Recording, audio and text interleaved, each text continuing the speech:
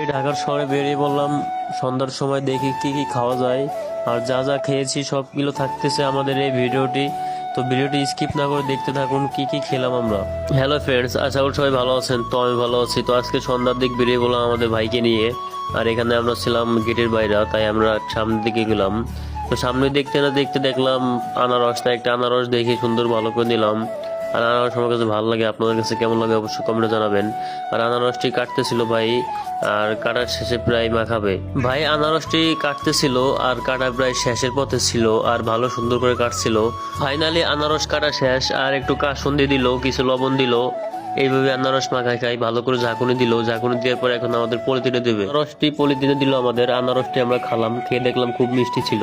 আর আনারস খাই আমরা চলে আসলাম এখন মুড়ির দোকানের পাশে। তো ভাই ভালো করে মুড়ি মাখাচ্ছিল, আর মুড়ি আমার কাছে খুব সুন্দর লাগে। তো মুড়ি মাখানো প্রায় শেষ, তো আমাদের এখন মুড়িটা হাতে দিল। এই ছিল মুড়ি, খুব সুন্দর করে মাখিয়েছে।